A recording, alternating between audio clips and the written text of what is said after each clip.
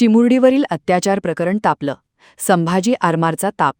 आरोपीचा पुतळ्याला जोड्यामार करून केला निषेध.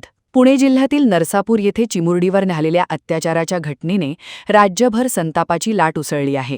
या घटनेच्या निषेधार्थ सोलापुरात संभाजी आरमाराच्या वतीने जोरदार आंदोलन करण्यात आले.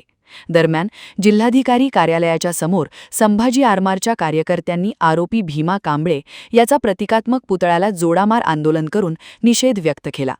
आंदोलनादरम्यान राज्यात वाढत्या महिला अत्याचाराच्या घटनांवर तीव्र नाराजी व्यक्त करण्यात आली. तसेच महिला अत्याचार प्रकरणांसाठी जलदगती न्यायालय स्थापन करावे, राज्य शासनाने महिला सुरक्षेसाठी कठोर कायदा करावा अशा मागण्या करण्यात आल्या.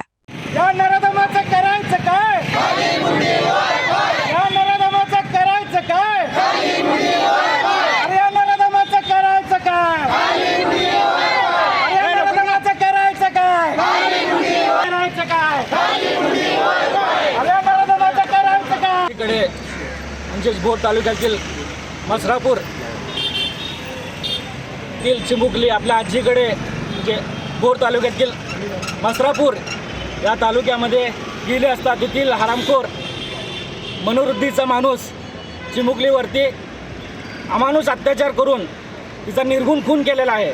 अशा अमानुष प्रवृत्तीच्या माणसाचा आम्ही आज संभाजी आरमारच्या वतीने निषेध केलेला आहे. सरकारला विनंती केली आहे की अशा अमानुष प्रवृत्तीच्या माणसाला वेळीच खेचले पाहिजे, त्याला फाशी झाली पाहिजे. छत्रपती शिवाजी महाराजांनी या रयतेवर वाईट नजर टाकणाऱ्याला त्याचा चौरंग केला होता. त्या पद्धतीने आज आम्ही या हरामखोराचं चौरंग केलेलं आहे. त्याचा प्रतिकात्मक पुतळा करून त्याचा आम्ही चौरंग केलेला आहे. सरकारला विनंती आहे की त्याला फाशीची शिक्षा देण्यात यावी, अन्यथा संभाजी आरमारच्या वतीने यापुढील उग्रही आंदोलन करण्यात येईल. सतत राज्यामध्ये पालिकेवर हा खूप मोठा प्रश्न निर्माण झालेला आहे यासाठी. त्यामुळे सरकारने वेळेस पाऊल उचलावे, अन्यथा जनतेला रस्त्यावर उतरावे लागेल. आवाज येतो, तुम्ही जरी हातात पकडलं बोला. संभाजी आरमारतर्फे हे जे आंदोलन झालेलं आहे, अशी अनेक आंदोलनं यापुढेही होतील. कारण घटना काही थांबतच नाही आहेत. आज एक झाली, उद्या दुसरी होतेच आहे.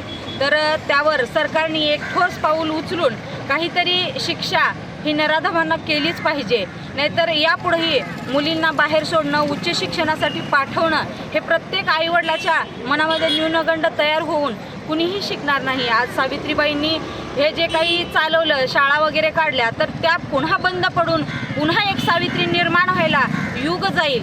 आणि असं जर हे होत राहिलं आणि प्रत्येक वेळी जर सरकारने असंच नराधमांना सोडून फाशी देणार नाही किंवा मनोविकृत आहे असं म्हणून जर सोडलं, तर ह्या अशा घटना कित्येक रोजच्या रोज दिवसेंदिवस वाढत जाईल, यांची संख्यासुद्धा वाढत जाईल. तर मला एवढंच सांगायचं आहे की हे जे आंदोलन आहे तर हे इथंच संपवावं जर वाटत असेल तर यावर योग्य तो निर्णय सरकारने घ्यावा आणि योग्य ती शिक्षा या नराधमाला मिळालीच पाहिजे.